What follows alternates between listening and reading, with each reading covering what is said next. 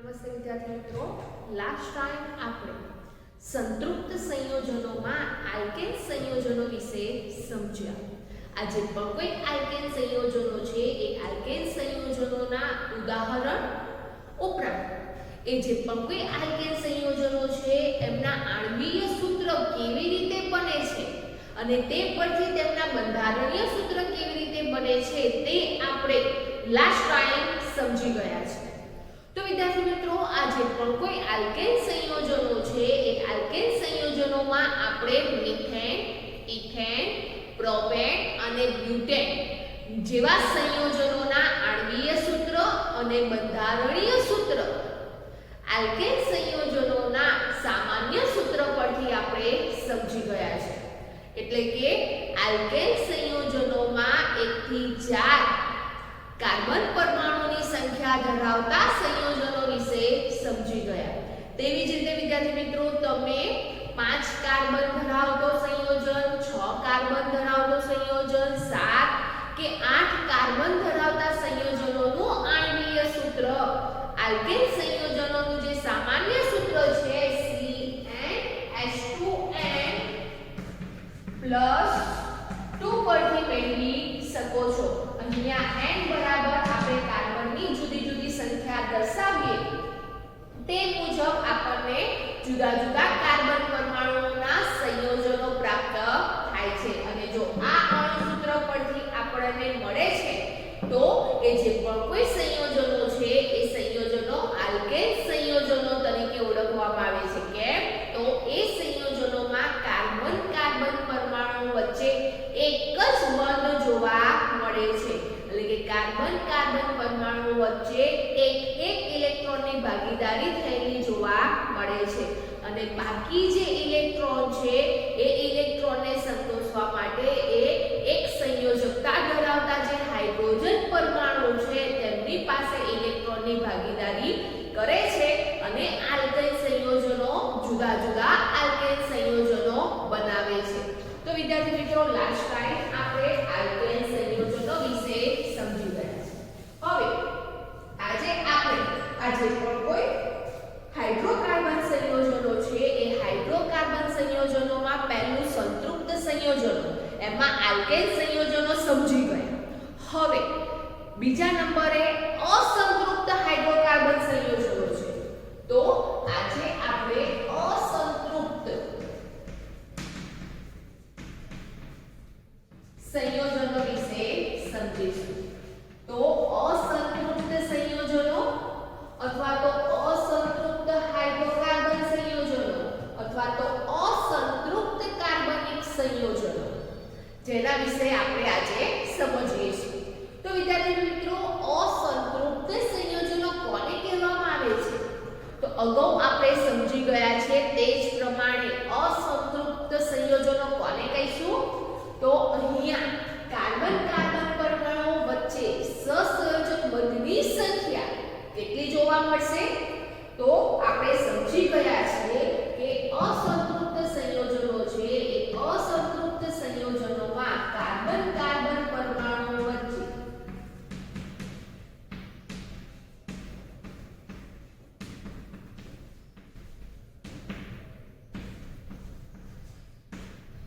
કેટલા બંધ જોવા મળે છે? તો દ્વિબંધ કે ત્રિબંધ હોય તેવા જે પણ સંયોજનો છે એને અસંતૃપ્ત સંયોજનો કહેવામાં આવે છે. આ ઉપરાંત વિદ્યાર્થી મિત્રો, આજે પણ કોઈ અસંતૃપ્ત સંયોજનો છે એ અસંતૃપ્ત સંયોજનો સંતૃપ્ત સંયોજનો કરતા કેવા જોવા મળે છે? તો વધારે ક્રિયાશીલ જોવા મળે છે. તો અસંતૃપ્ત સંયોજનો સંતૃપ્ત સંયોજનો કરતા કેવા હોય છે? વધુ ક્રિયાશીલ હોય છે. તો આજે પણ કોઈ અસંતૃપ્ત સંયોજનો છે એ અસંતૃપ્ત સંયોજનોમાં કાર્બન કાર્બન પરમાણુ વચ્ચે 2 બંધ જોવા મળે છે અથવા તો 3 બંધ જોવા મળે છે. તો વિદ્યાર્થી મિત્રો આપણે એમ કહી શકીએ કે જે પણ સંયોજનોમાં કાર્બન કાર્બન પરમાણુઓ દ્વિબંધથી અથવા તો ત્રિબંધથી જોડાયેલા હોય તેવા બધા જે સંયોજનો છે એ સંયોજનોને અસંતૃપ્ત સંયોજનો તરીકે ઓળખવામાં આવે છે. આ ઉપરાંત વિદ્યાર્થી મિત્રો આપણે લાસ્ટ ટાઈમ એટલે કે અગાઉ આપણે હાઇડ્રોકાર્બન સંયોજનોનું વર્ગીકરણ સમજી ગયા હતા. તેમાં આપણે સંતૃપ્ત સંયોજનોનું પણ વર્ગીકરણ સમજી ગયા હતા.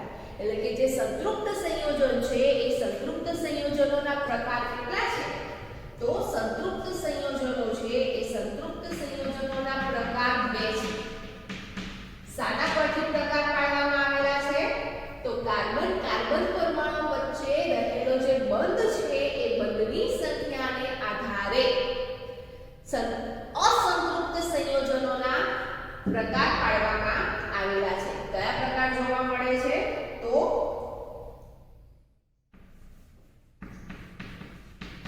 આલ્કીન સંયોજનો અને એવી રીતે છે આલ્કાઇલ સંયોજનો. તો આપણે અગાઉ સમજી ગયા છે કે જે આલ્કીન સંયોજનો છે એ આલ્કીન સંયોજનોમાં કેવો બંધ જોવા મળે છે? તો દ્વિબંધ જોવા મળે છે.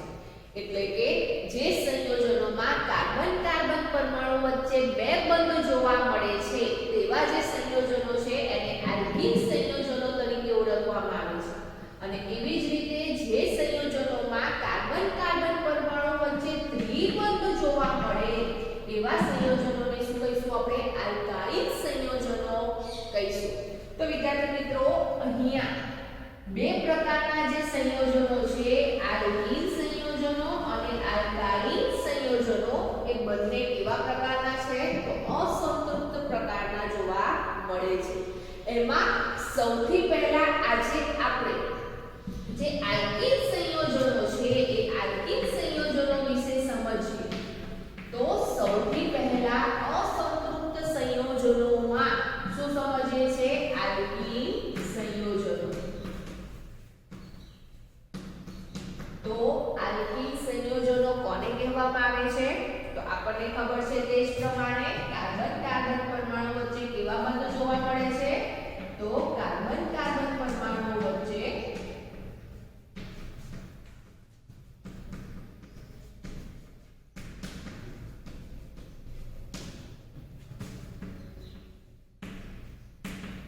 દ્વિબંધ હોય છે. તેવા જે પણ કોઈ સંયોજનો છે એને શું કહીશું આપણે?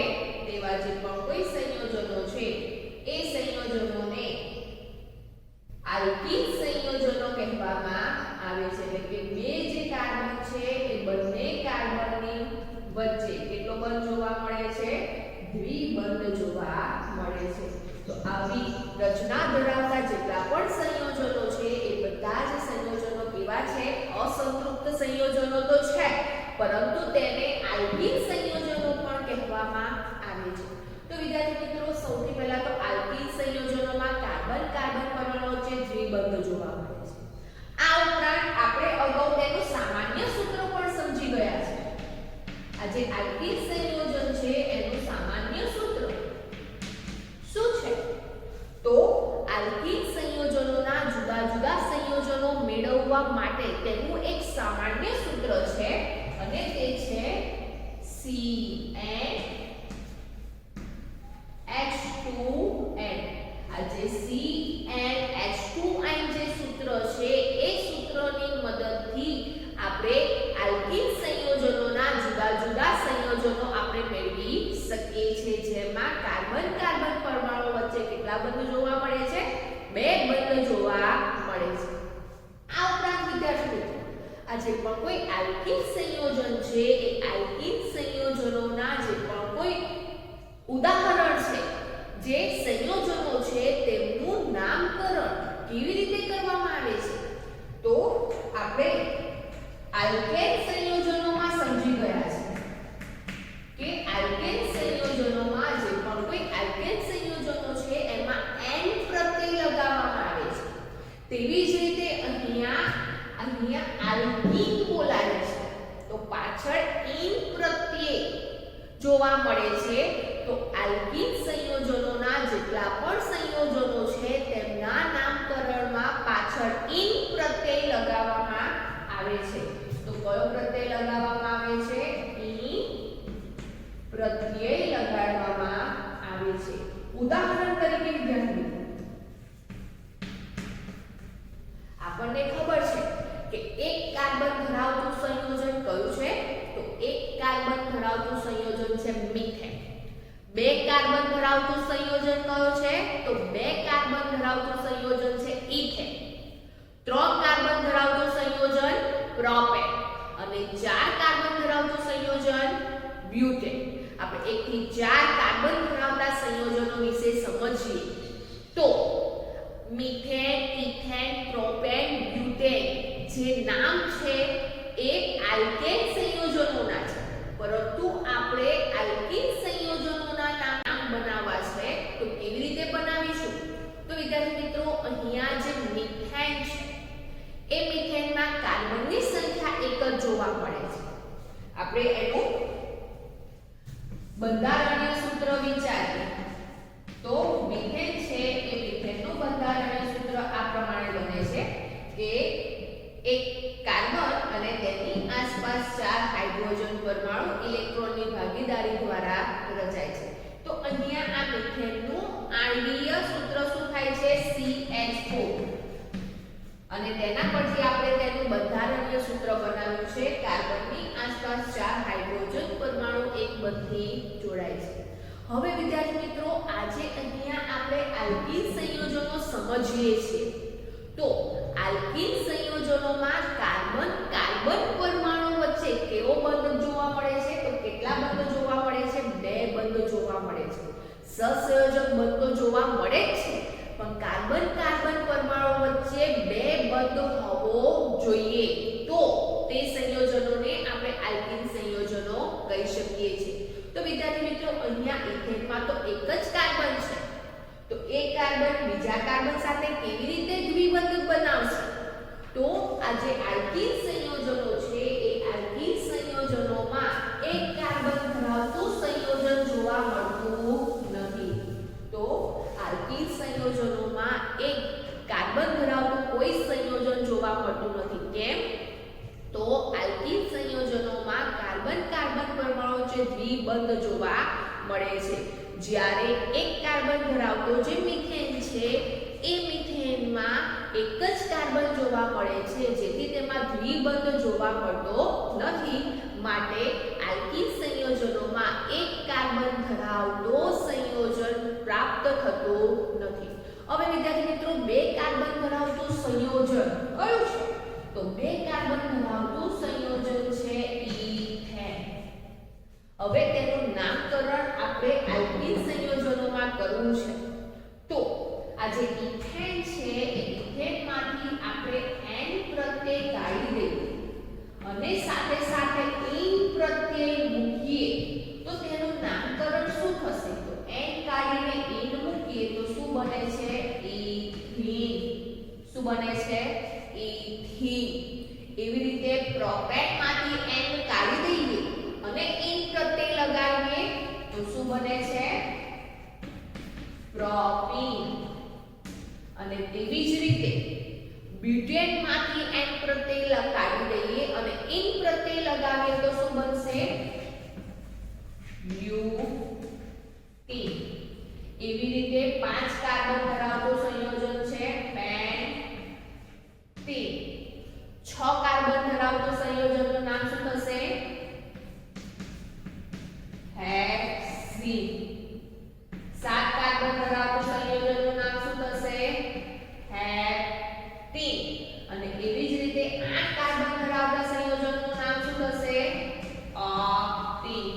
તો વિદ્યાર્થી મિત્રો અહીંયા જે આલ્કિન સંયોજનો છે એ આલ્કિન સંયોજનોના જે પણ કોઈ ઉદાહરણ છે, એટલે કે જે પણ કોઈ સંયોજનોના નામ છે એ નામની પાછળ ઇન પ્રત્યય જોવા મળે છે. જેમ કે ઇથીન, પ્રોપીન, બ્યુટીન, પેન્ટીન, હેક્સીન, હેપ્ટીન, ઓક્ટીન. અહીંયા એક બનશે નહીં. સૌથી પહેલો કયું સંયોજન બનશે? તો આલ્કેન સંયોજનોમાં સૌથી પહેલું સંયોજન બને છે ઇથીન. તો 2 કાર્બન ધરાવતું ઇથીન, 3 કાર્બન ધરાવતું પ્રોપીન, 4 કાર્બન ધરાવતું બ્યુટીન, 5 કાર્બન ધરાવતું પેન્ટીન, 6 કાર્બન ધરાવતું હેક્સીન, 7 કાર્બન ધરાવતું હેપ્ટીન અને 8 કાર્બન ધરાવતું ઓક્ટીન. એવા જુદા જુદા સંયોજનો આપણને આલ્કીન સંયોજનોમાં પ્રાપ્ત થતા જોવા મળે છે. હવે વિદ્યાર્થી મિત્રો, અહીંયા આપણે 2 કાર્બન ધરાવતા, 3 કાર્બન ધરાવતા, 4 કાર્બન ધરાવતા જુદી જુદી કાર્બનની સંખ્યા ધરાવતા જે પણ કોઈ સંયોજનો છે એ સંયોજનોનું નામકરણ તો કરી દીધું છે, પરંતુ તેમનું આણ્વીય સૂત્ર અને બંધારણીય સૂત્ર કેવી રીતે મેળવીશું? તો વિદ્યાર્થી મિત્રો, અગાઉ આપણે આલ્કેન સંયોજનોમાં સમજી ગયા છે તે જ પ્રમાણે અહીંયા જે આલ્કીન સંયોજનો છે એ આલ્કીન સંયોજનોનું જે સામાન્ય સૂત્ર છે એ સામાન્ય સૂત્ર પરથી આપણે જુદા જુદા આલ્કીન સંયોજનોના આણ્વીય સૂત્રો તેમજ બંધારણીય સૂત્ર મેળવીશું. તો વિદ્યાર્થી મિત્રો, અહીંયા સૌથી પહેલા આપણે જોઈએ તો સામાન્ય સૂત્ર શું થશે?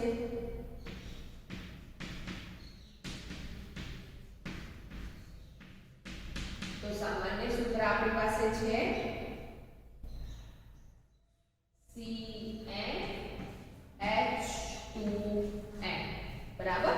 હવે લાસ્ટ ટાઈમ આલ્કેન સંયોજનોમાં આપણે સમજ્યા છે તેવી જ રીતે અહીંયા આપણે જુદા જુદા જે પણ કોઈ સંયોજનો છે એ સંયોજનોના આણ્વીય સૂત્ર, બંધારણીય સૂત્ર મેળવીએ. તો સૌથી પહેલા આપણે n બરાબર 1 લઈએ છીએ તે દરમિયાન કાર્બનની સંખ્યા 1 થશે, જ્યારે હાઇડ્રોજનની સંખ્યા કેટલી થશે? તો CH2 જોવા મળે છે. તો વિદ્યાર્થી મિત્રો, અહીંયા જે કાર્બન છે એ કાર્બન પાસે 2 જ હાઇડ્રોજન જોડાય છે. તે દરમિયાન જે કાર્બનની સંયોજકતા 4 છે એ 4 સંયોજકમાંથી 2 સંયોજકતા તે હાઇડ્રોજન પાસેથી મેળવે છે, પરંતુ બાકીની 2 સંયોજકતા કોની પાસેથી મેળવે છે? તો એ કોની પાસેથી મેળવી શકતું નથી, જેથી કરીને અહીંયા કાર્બનની જે 4 સંયોજકતા છે એ સંતોષાતી નથી, એટલે કે નિષ્ક્રિય વાયુ નિયોન જેવી અષ્ટક તે પ્રાપ્ત કરી શકતું નથી. તો એક કાર્બન ધરાવતું સંયોજન આપણને પ્રાપ્ત થતું નથી. તેવી રીતે હવે 2 કાર્બન ધરાવતું સંયોજન લઈએ છીએ તો તેનું સામાન્ય સૂત્ર પરથી સૂત્ર મેળવીએ તો n બરાબર 2. તો કાર્બનની સંખ્યા 2 થશે, જ્યારે હાઇડ્રોજનની સંખ્યા કેટલી થાય છે? તો C2H4. તો આપણને સૂત્ર જ્યારે 2 કાર્બન ધરાવતો સંયોજન છે એની સૂત્ર મળે છે C2H4. હવે 2 કાર્બન ધરાવતું સંયોજન છે જેને શું કહીએ છીએ આપણે? ઇથેન. બરાબર. તો 2 કાર્બન ધરાવતું સંયોજન ઇથેન તો છે, પરંતુ એનું નામકરણ આપણે કરવું છે. તો હવે સૂત્ર પરથી તેનું નામકરણ કેવી રીતે કરીશું? તો સૌથી પહેલા તો આ આપણને મળ્યું છે આણ્વીય સૂત્ર. કોનું મળ્યું છે આપણે સમજીએ. તો આપણને એક આણ્વીય સૂત્ર મળ્યું છે C2H4. હવે આ સૂત્રનું આપણે બંધારણીય સૂત્ર સમજીએ. તો વિદ્યાર્થી મિત્રો, અહીંયા હવે આ જે પણ કોઈ સૂત્ર છે એ સૂત્રનું બંધારણીય સૂત્ર આપણે સમજીએ છીએ. તો કાર્બનની સંખ્યા કેટલી છે? તો કાર્બનની સંખ્યા 2 છે. તેની આસપાસ હાઇડ્રોજન કેટલી સંખ્યામાં જોવા મળે છે? તો જે હાઇડ્રોજન છે એ હાઇડ્રોજન આપણને 4 જોવા મળે છે. તો સૌથી પહેલા આપણે આ જે કાર્બન પરમાણુઓ છે એમની ઇલેક્ટ્રોન બિંદુ રચના સમજીએ. તો કાર્બનની આસપાસ 4 ઇલેક્ટ્રોન આપણે દર્શાવી દીધા છે. હવે વિદ્યાર્થી મિત્રો, આ જે પણ કોઈ કાર્બન છે એ કાર્બન પરમાણુ એક ઇલેક્ટ્રોન તો ભાગીદારી કાર્બન પરમાણુ વચ્ચે થાય છે. બાકી કેટલા હાઇડ્રોજન જોવા મળે છે? તો બાકી 4 હાઇડ્રોજન જોવા મળે છે. તો આ જે પણ કોઈ 4 હાઇડ્રોજન છે એ 4 હાઇડ્રોજનોમાંથી 2 હાઇડ્રોજન એક કાર્બન પરમાણુ પાસે અને બીજો હાઇડ્રોજન બીજા કાર્બન પરમાણુ પાસે એક એક જે ઇલેક્ટ્રોન છે એની ભાગીદારી કરે છે. હવે વિદ્યાર્થી મિત્રો અહીંયા આ જે એક ઇલેક્ટ્રોન બાકી છે તમે જોઈ શકો છો કે આ જે કાર્બન છે એ કાર્બન ની 4 સંયોજકતામાંથી 3 સંયોજકતા એ પ્રાપ્ત કરે છે. 2 હાઇડ્રોજન પરમાણુ પાસેથી કરે છે અને કાર્બન પરમાણુ પાસેથી કરે છે. હજુ એક ઇલેક્ટ્રોન સંયોજકતા મેળવવાની બાકી રહે છે. તો તે શું કરે છે? તો જ્યારે C2H4 આપણને સૂત્ર મળે છે ત્યારે કાર્બનના જે 2 પરમાણુઓ છે બંને પરમાણુઓમાં એક જે ઇલેક્ટ્રોન છે એ એક ઇલેક્ટ્રોન સંતોષવા માટે તેઓ એકબીજા સાથે જ શું કરે છે? બીજો એક ઇલેક્ટ્રોન ની ભાગીદારી કરે છે. તો અહીંયા કાર્બન કાર્બન પરમાણુ વચ્ચે ઇલેક્ટ્રોનની ભાગીદારી કેટલી જોવા મળે છે? તો 2 ઇલેક્ટ્રોનની ભાગીદારી થાય છે અને બાકીના 2 ઇલેક્ટ્રોન કોની પાસેથી મેળવે છે? હાઇડ્રોજન પાસેથી મેળવે છે. તો અહીંયા આ જે પણ કોઈ કાર્બન છે એ કાર્બન પોતાની અષ્ટક રચના નિષ્ક્રિય વાયુ નિયોન જેવી કરવા માટે 2 ઇલેક્ટ્રોનની ભાગીદારી કાર્બન સાથે કરે છે અને એક ઇલેક્ટ્રોનની ભાગીદારી તે હાઇડ્રોજન પરમાણુ પાસે કરે છે અને પોતાની અષ્ટક રચના પૂર્ણ કરે છે. તેવી જ રીતે જે હાઇડ્રોજન પરમાણુ છે એ હાઇડ્રોજન પરમાણુ કાર્બન ના એક ઇલેક્ટ્રોન સાથે ભાગીદારી કરે છે અને નિષ્ક્રિય વાયુ હિલિયમ જેવી અષ્ટક રચના પ્રાપ્ત કરે છે. તો વિદ્યાર્થી મિત્રો અહીંયા આના પરથી આપણે બંધારણીય સૂત્ર જોઈએ તો કાર્બન કાર્બન પરમાણુ છે એ કાર્બન કાર્બન પરમાણુ વચ્ચે ઇલેક્ટ્રોનની કેટલી ભાગીદારી થાય છે? તો ઇલેક્ટ્રોનની 2 ભાગીદારી થાય છે. તો 2 ભાગીદારી થાય તો કાર્બન કાર્બન પરમાણુ વચ્ચે કેટલા બંધ જોવા મળે છે? દ્વિબંધ જોવા મળે છે. તો કાર્બન કાર્બન પરમાણુ વચ્ચે દ્વિબંધ રચાય છે અને તેની આસપાસ એક સહસંયોજક બંધથી હાઇડ્રોજન પરમાણુ જોવા મળે છે. અહીંયા આ જે પણ હાઇડ્રોજન પરમાણુ છે તે કાર્બનની ત્રણેય તરફથી કોઈ પણ તરફ તમે હાઇડ્રોજન પરમાણુ દર્શાવી શકો છો. તો અહીંયા કાર્બન છે એ કાર્બન કાર્બન પરમાણુ વચ્ચે દ્વિબંધ જોવા મળે છે. તો વિદ્યાર્થી મિત્રો કાર્બનની સંખ્યા 2 છે. દ્વિબંધ જોવા મળે છે. તો 2 કાર્બન ધરાવતું સંયોજન ઇથેન, દ્વિબંધ જોવા મળે તેવું સંયોજન આલ્કીન. તો હવે આનું નામકરણ કરવું છે તો કેવી રીતે કરીશું? તો ઇથેન છે 2 કાર્બન ધરાવતું સંયોજન અને દ્વિબંધ જોવા મળે છે. તો આલ્કીન સંયોજન છે એટલે પાછળ આપણે કયો પ્રત્યય લગાવીશું? તો પાછળ આપણે ઇન પ્રત્યય લગાવીશું. તો અહીંયા આનું નામ શું બને છે? તો આનું નામ થશે ઇથીન. તો અહીંયા આ જે પણ C2H4 સૂત્ર છે એ ઇથીનનું આણ્વીય સૂત્ર છે. આ ઇથીનની ઇલેક્ટ્રોન બિંદુ રચના છે અને અહીંયા જે દર્શાવેલું છે એ શું છે? તો અહીંયા દર્શાવેલું છે એ ઇથીનનું બંધારણીય સૂત્ર છે જેમાં કાર્બન કાર્બન પરમાણુ વચ્ચે કેટલા બંધ જોવા મળે છે? દ્વિબંધ જોવા મળે છે. તો વિદ્યાર્થી મિત્રો અહીંયા આપણે ડાયરેક્ટ કાર્બનની સંખ્યાને આધારે આલ્કીન સંયોજનોનું નામકરણ કર્યું, પરંતુ અહીંયા આપણને આપણી પાસે સૂત્ર છે એ સૂત્રની મદદથી આપણે ઇથીનનું નામકરણ કર્યું. કેવી રીતે કર્યું? તો સૌથી પહેલા 2 કાર્બન ધરાવતું સંયોજન ઇથેન, કાર્બન કાર્બન પરમાણુ વચ્ચે કેટલા બંધ જોવા મળે છે? દ્વિબંધ જોવા મળે છે. હવે દ્વિબંધ કયા સંયોજનમાં જોવા મળે? તો આલ્કીન સંયોજનોમાં જોવા મળે. હવે આલ્કીન સંયોજનોના નામકરણમાં કયો પ્રત્યય લગાવવામાં આવે છે? ઇન પ્રત્યય લગાવવામાં આવે છે. તો ઇથેનમાંથી શું બને છે? ઇથીન બને છે. તો આલ્કીન સંયોજનોમાં સૌથી પહેલું સંયોજન કયું પ્રાપ્ત થાય છે? ઇથીન પ્રાપ્ત થતું જોવા મળે છે. હવે વિદ્યાર્થી મિત્રો 3 કાર્બન ધરાવતું સંયોજન કયું બનશે? તો 3 કાર્બન ધરાવતું સંયોજન આપણે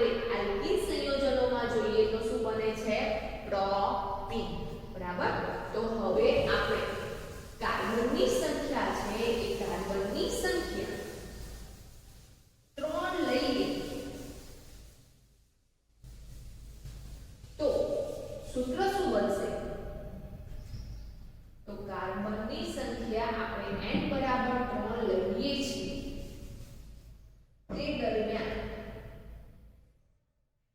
C3H2 ગુણ્યા 3 તો શું બનશે સૂત્ર C3H6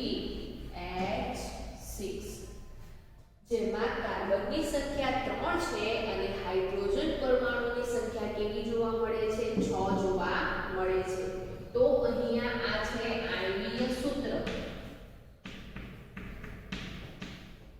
પણ કોનું આણ્વીય સૂત્ર છે તો આપણને તો ખબર પડી ગઈ છે કે અત્યારે આપણે આલ્કીન સંયોજનો જોઈએ છે એટલે આલ્કીન સંયોજનોમાં કાર્બનની સંખ્યા 3 છે જેથી અહીંયા આ જે સંયોજન છે એનું નામ શું થશે તો આ સંયોજનનું નામ થશે પ્રોપીન પરંતુ વિદ્યાર્થી મિત્રો તમને ખાલી આણ્વીય સૂત્ર આપવામાં આવે છે કે C3H6 જે સૂત્ર છે એનું નામ શું છે તો એ સંયોજનોનું નામ તમે કેવી રીતે મેળવશો તો આગળ આપણે ઇથિનમાં સમજ્યા તે જ પ્રમાણે અહીંયા જે આણ્વીય સૂત્ર છે એ આણ્વીય સૂત્ર પરથી એનું બંધારણીય સૂત્ર તમે દર્શાવો તો તેના પરથી તેનું નામકરણ કરી શકો છો હવે પ્રોપીન છે એટલે કે C3H6 જે આણ્વીય સૂત્ર છે એની આપણે ઇલેક્ટ્રોન બિંદુ રચના સમજવી તો વિદ્યાર્થી મિત્રો ઇલેક્ટ્રોન બિંદુ રચનામાં શું થશે તો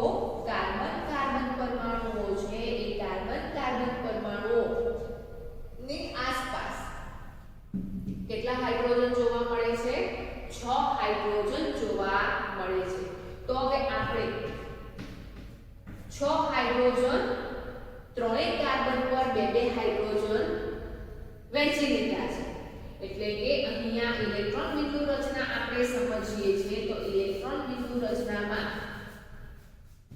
જે કાર્બન છે એ કાર્બનના આપણે 4 ઇલેક્ટ્રોન દર્શાવ્યા આ કાર્બનના આપણે 4 ઇલેક્ટ્રોન દર્શાવ્યા અને તેવી જ રીતે આપણે આ કાર્બનના 4 ઇલેક્ટ્રોન દર્શાવ્યા તો હવે બધા પાસે આપણે બે ઇલેક્ટ્રોન દર્શાવી દીધી એટલે કે બે હાઇડ્રોજન દર્શાવી દીધી બે હાઇડ્રોજન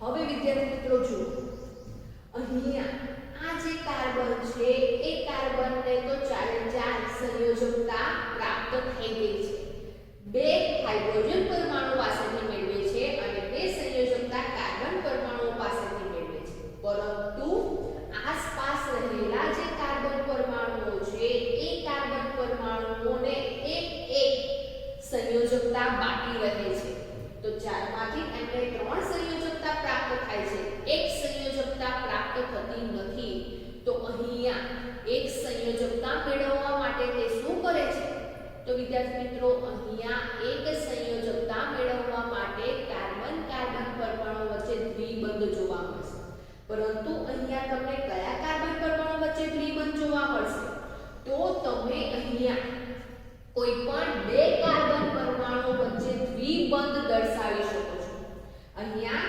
3 કાર્બન પરમાણુ છે એ 3 કાર્બન પરમાણુ વચ્ચે તમે બંને બાજુ દ્વિબંધ દર્શાવી શકતા નથી પરંતુ કોઈ પણ બે કાર્બન પરમાણુ વચ્ચે તમે દ્વિબંધ દર્શાવી શકો છો હવે જો વિદ્યાર્થી મિત્રો તમે અહીંયા દ્વિબંધ દર્શાવવા માટે શું કરવામાં આવે છે તો અહીંયા કાર્બન કાર્બન પરમાણુઓ છે એ ફરી એક ઇલેક્ટ્રોન ની ભાગીદારી કરે છે તો વિદ્યાર્થી મિત્રો અહીંયાથી આ જે કાર્બન પરમાણુ છે એ હાઇડ્રોજન પાસેથી એક ઇલેક્ટ્રોન મેળવે છે પરંતુ એ શું કરે છે એક ઇલેક્ટ્રોન હાઇડ્રોજન પાસેથી નથી મેળવતો પરંતુ એક ઇલેક્ટ્રોન કાર્બન પાસેથી મેળવીને ભાગીદારી કરે છે તો હજુ એક કાર્બન પરમાણુ હાઇડ્રોજન પરમાણુ રહ્યો છે તો એ હાઇડ્રોજન પરમાણુ ક્યાં જશે તો બાકીના કાર્બન પરમાણુની સંયોજકતા પર જોવા મળે છે તો તમે અહીંયા આગળ જોઈ શકો છો કે અહીંયા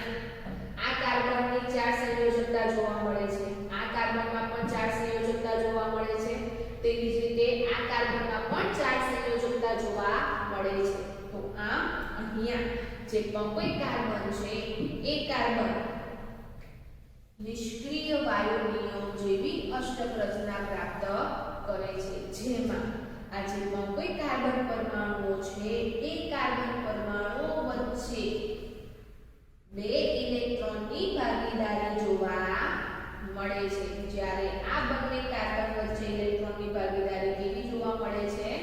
એક જ જોવા મળે છે.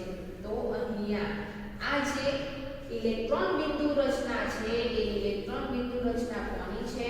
તો આ ઇલેક્ટ્રોન બિંદુ રચના છે પ્રોપીન, જેમાં કોઈ પણ બે કાર્બન પરમાણુઓ વચ્ચે દ્વિબંધ જોવા મળે છે. કયા કાર્બન પરમાણુ વચ્ચે? તો વિદ્યાર્થી મિત્રો, તમે કોઈ પણ બે કાર્બન પરમાણુ વચ્ચે બે ઇલેક્ટ્રોનની ભાગીદારી દર્શાવી શકો છો અને પ્રોપીન ની ઇલેક્ટ્રોન બિંદુ રચના તમે દોરી શકો છો. તો અહીંયા તમે કાર્બનની સંખ્યા 3 છે અને હાઇડ્રોજનની સંખ્યા કેવી જોવા મળે છે? 6 જોવા મળે છે. અને આ ઇલેક્ટ્રોન બિંદુ રચના પરથી આપણે તેનું બંધારણીય સૂત્ર જોઈએ તો કાર્બન કાર્બન પરમાણુ છે એ કાર્બન કાર્બન પરમાણુ વચ્ચે કેટલા બંધ જોવા મળે છે? તો કોઈ પણ બે કાર્બન વચ્ચે દ્વિબંધ દર્શાવવામાં આવે છે અને એક કાર્બન વચ્ચે એક બંધ જોવા મળે છે. તો વિદ્યાર્થી મિત્રો, અહીંયા આ કાર્બન કાર્બન પરમાણુ વચ્ચે કેટલા બંધ છે? દ્વિબંધ છે. જેથી અહીંયા હાઇડ્રોજનની સંખ્યા કેટલી જોવા મળશે? તો જેથી અહીંયા હાઇડ્રોજનની સંખ્યા 2 અને 2 4, એવી રીતે 2 1 3 અને આ કાર્બન પર હાઇડ્રોજનની સંખ્યા 1 અને એવી જ રીતે અહીંયા રહેલો જે કાર્બન છે એની પર હાઇડ્રોજનની સંખ્યા 3 જોવા મળે છે. તો આ અહીંયા દર્શાવેલું જે બંધારણીય સૂત્ર છે એ કોનું છે? તો અહીંયા કાર્બનની સંખ્યા કેટલી છે? 3. કોઈ પણ બે કાર્બન વચ્ચે દ્વિબંધ જોવા મળે છે તો 3 કાર્બન સંયોજન કયું છે? પ્રોપેન. અને ઇન પ્રત્યય લગાવે, કેમ? તો આલ્કીન સંયોજન છે. ઇન પ્રત્યય લગાવે તો શું નામકરણ થશે? પ્રોપીન. તો અહીંયા C3H6 છે એનું નામ થશે પ્રોપીન. જે પ્રોપીનનું આણ્વીય સૂત્ર છે, અહીંયા ઇલેક્ટ્રોન બિંદુ રચના છે, તેવી જ રીતે અહીંયા આ પ્રોપીનનું બંધારણીય સૂત્ર છે જેમાં કાર્બનની 3 સંખ્યા છે, એમાં બે કાર્બન પરમાણુ વચ્ચે દ્વિબંધ જોવા મળે છે. ઉપરાંત વિદ્યાર્થી મિત્રો, ટૂંકમાં તમને સરળ ભાષામાં સમજાવું તો સૌથી પહેલા તો પ્રોપેનનું સૂત્ર શું થાય છે?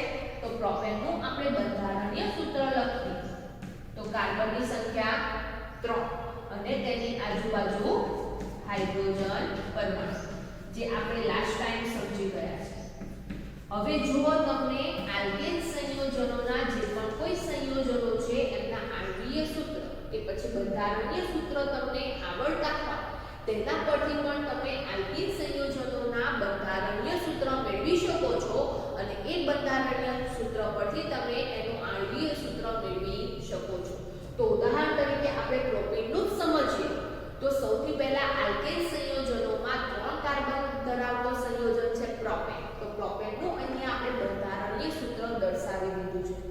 હવે આપણે પ્રોપીનનું બંધારણીય સૂત્ર મેળવવું છે. તો પ્રોપીન એટલે આલ્કીન સંયોજન. આલ્કીન સંયોજનોમાં કાર્બન કાર્બન પરમાણુ વચ્ચે કેટલો બંધ જોવા મળે છે? તો કાર્બન કાર્બન પરમાણુ વચ્ચે દ્વિબંધ જોવા મળે છે. તો અહીંયા 3 કાર્બન છે એ ત્રણેય કાર્બનમાંથી કોઈ પણ બે કાર્બનની વચ્ચે તમે દ્વિબંધ દર્શાવી શકો છો. હવે જ્યારે તમે કોઈ પણ કાર્બન વચ્ચે દ્વિબંધ દર્શાવો છો તો વિદ્યાર્થી મિત્રો, અહીંયા હું આ બે કાર્બન વચ્ચે દ્વિબંધ દર્શાવું છું. તો આ બંને કાર્બન વચ્ચે એક બંધ વધારાનો દર્શાવું છું. તો જ્યારે જે બે કાર્બન વચ્ચે એક બંધ વધારાનો ઉમેરવામાં આવે છે ત્યારે એ બંને કાર્બન પર રહેલા એક હાઇડ્રોજન છે એ એક હાઇડ્રોજન શું થાય છે? દૂર થતા જોવા મળે છે. તો જ્યારે દ્વિબંધ રચાય છે ત્યારે આલ્કેન સંયોજનોમાં રહેલા જે એક હાઇડ્રોજન છે એ હાઇડ્રોજન શું થાય છે? દૂર થાય છે અને નવું બંધારણીય સૂત્ર બને છે. તો આ બંધારણીય સૂત્રમાં તમે જોઈ શકો છો કે બીજા અને ત્રીજા નંબરના કાર્બન પર દ્વિબંધ જોવા મળે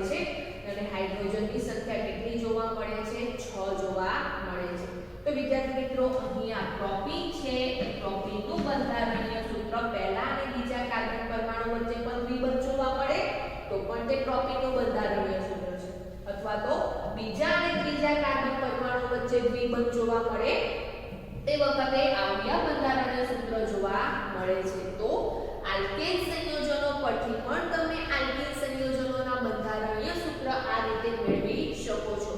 જો એક બંધ એક્સ્ટ્રા રચો છો ત્યારે બંને કાર્બન પરમાણુઓ પરથી એક હાઇડ્રોજન દૂર કરવામાં આવે છે ત્યારે દ્વિબંધ તેમની વચ્ચે રચાય છે. તો વિદ્યાર્થી મિત્રો અહીંયા C3H6 પ્રોપીનનું આણ્વીય સૂત્ર છે અને અહીંયા પ્રોપીનના બે બંધારણીય સૂત્ર જોવા મળે છે અને અહીંયા ઇલેક્ટ્રોન બિંદુ રચના દર્શાવેલી છે. તેવી જ રીતે હવે અગાઉ 4 કાર્બન ધરાવતું સંયોજન લઈએ તો 4 કાર્બન ધરાવતું સંયોજન થશે બ્યુટેન અને અહીંયા આપણે આલ્કીન સંયોજન સમજીએ છીએ.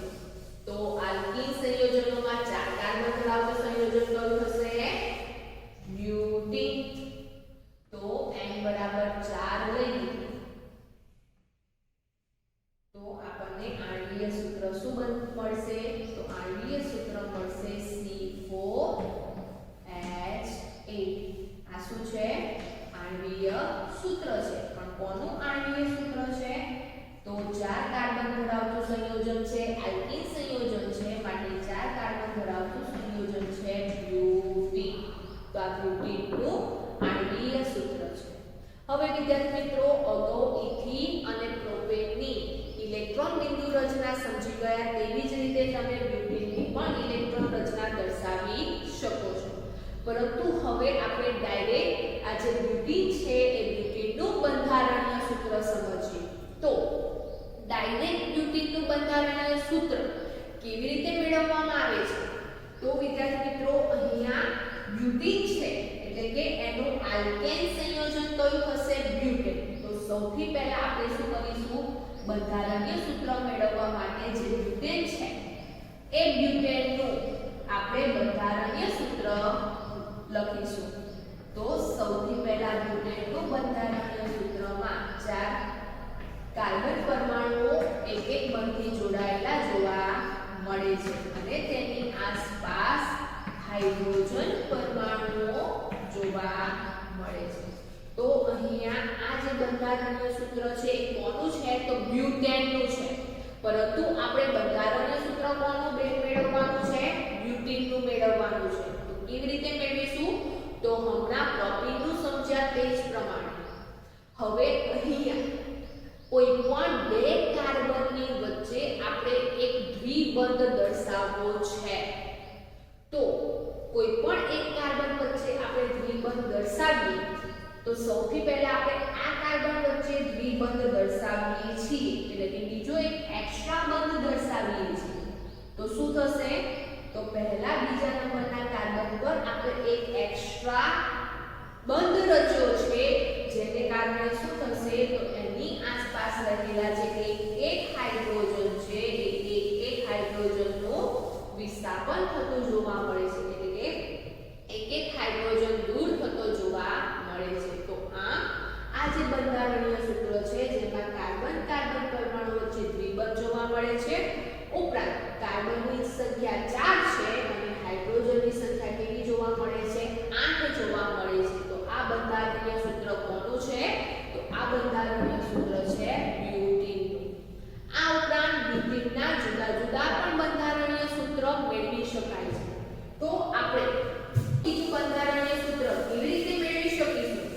તો આપણને ખબર છે કે કાર્બન પરમાણુ વચ્ચે દ્વિબંધ જોવા મળે છે અને એ દ્વિબંધ કોઈ પણ બે કાર્બન પરમાણુ વચ્ચે દર્શાવી શકાય છે. તો વિદ્યાર્થી મિત્રો અહીંયા બીજું આપણે બંધારણીય સૂત્ર સમજીએ. તો સૌથી પહેલા આપણે બ્યુટેનનું દર્શાવી દઈશું. તો બ્યુટેનનું બીજું બંધારણીય સૂત્ર સમજવા માટે આપણે બ્યુટેન છે એ બ્યુટેનનું બંધારણીય સૂત્ર દર્શાવ્યું છે. હવે આપણે બ્યુટીન છે એ બ્યુટીનનું બીજું બંધારણીય સૂત્ર મેળવીએ છીએ. બરાબર? તો એના માટે પહેલું બ્યુટેનનું દર્શાવી દીધું છે. હવે શું કરીશું?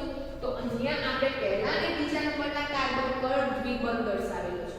હવે શું કરીશું તો આપણે બીજા નંબરના અને ત્રીજા નંબરના કાર્બન વચ્ચે દ્વિબંધ દર્શાવીશું. તો શું થશે તો હવે આપણે બીજા અને ત્રીજા નંબરના કાર્બન પર એક એક્સ્ટ્રા બંધ દર્શાવવો છે એટલે કે દ્વિબંધ દર્શાવવો છે. તો શું થશે તો તેની આસપાસ રહેલા જે એક હાઇડ્રોજન છે એ એક હાઇડ્રોજન દૂર થતા જોવા મળે છે અને નવું બંધારણીય સૂત્ર બને છે જેમાં કાર્બનની સંખ્યા 4, કાર્બન કાર્બન પરમાણુ વચ્ચે દ્વિબંધ અને હાઇડ્રોજનની સંખ્યા 8 જોવા મળે છે. જે કોનું છે સૂત્ર તો બ્યુટીનનું છે. તો વિદ્યાર્થી મિત્રો અહીંયા જે કાર્બન પરમાણુ વચ્ચે દ્વિબંધ છે એ દ્વિબંધ રચતા જે પણ કોઈ કાર્બન પરમાણુઓ છે એમની આસપાસ રહેલા જે હાઇડ્રોજન પરમાણુઓ છે એ ગમે તે હાઇડ્રોજન પરમાણુનું વિસ્થાપન થતું જોવા મળે છે. અને તેવી જ રીતે આપણે ફરી એક નવું બંધારણીય સૂત્ર મેળવવું છે. તો કેવી રીતે મેળવીશું તેના માટે પણ બ્યુટેનનું બંધારણીય સૂત્ર મેળવવા માટે આપણે બ્યુટેનનું બંધારણીય સૂત્ર લખીએ.